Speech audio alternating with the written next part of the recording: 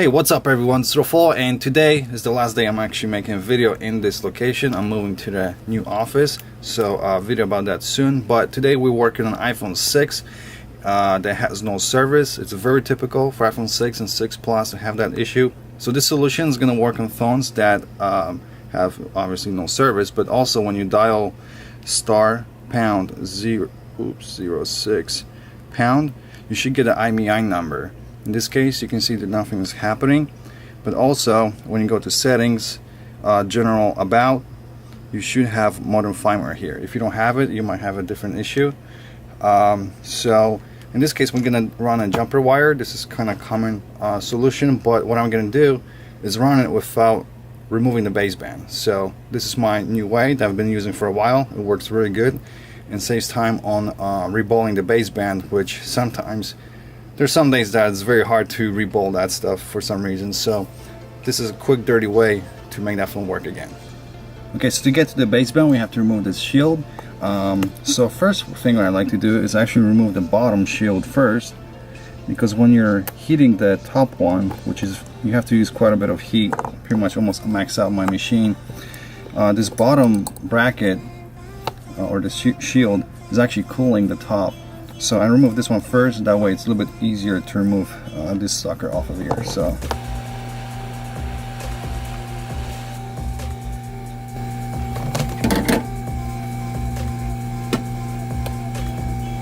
I always put a little bit of flux just to help to melt this solder here. This requires a lot of heat.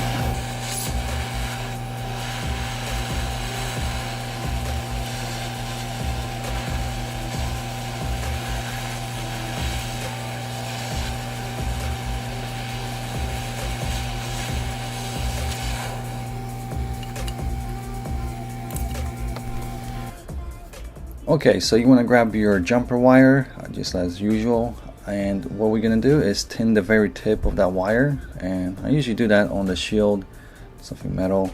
Use some flux, let it solder, and tin the very tip, and also make sure that that solder is very thin, it's not squished, and you should have something like this. Once you flip the baseband and look it under the angle on the bottom, you're gonna see those two vias where you usually solder the jumper wire to those balls over there, the left one in this case. I just scratch a straight line towards the SIM tray just to make myself a guide in which way I'm gonna put the jumper wire to. You don't have to worry about damaging anything, because that's just a ground plane. And then what I do with the jumper wire, I just bend it 90 degrees and have that tip be kind of in the middle of that small chip, because that's where the solder ball under the baseband is, so it matches perfectly. Once you have that done, you want to just clean up that ground plane for the shield so it's not rough, and align the jumper wire with that scratch. It's easier to use two tweezers, and once you shove it in under the baseband, you're gonna feel that wire actually hitting the ball, and will just stop. And once you feel that, you just leave it alone. So we're gonna apply some fresh flux and just heat that corner. I don't particularly reflow the whole chip, just that corner, and you're gonna see that jumper wire get sucked in.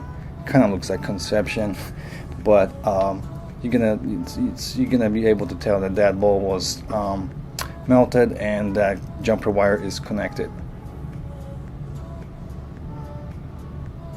There you go. And just like 2-3 seconds of that, and then you're done. Then you want to move that wire, put it through that hole in the middle of the board, not through that screw hole, because we're gonna need to solder it to the other side of the board. Now there are 5 circles, and we want to solder to the second closest one to that hole. First you want to scratch off that fabric paint, and you want to see the shiny copper. Then use some flux and let it solder that jumper wire to that pad. After that, you just want to clip it with how you call it, with the with the razor blade, and you're done.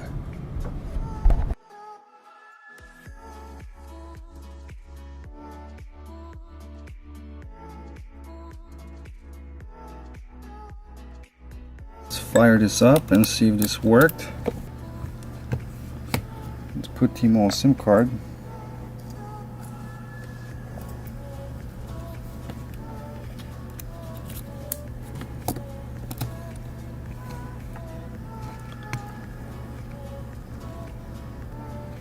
Okay, we're in. It says searching, and we got voicemail, which is usually a good sign. And we got IMEI. Still saying no service, but T-Mobile should connect in a second. But that's progress. 06 pound. We got service, T-Mobile right here, and this will be working just fine. So this is a quick, dirty way of making jumper wire. I'm moving next door to the bigger office, and there's gonna be some cool things happening. Stay tuned for that. Like this video, subscribe to the channel, and I'll catch you later in the next video.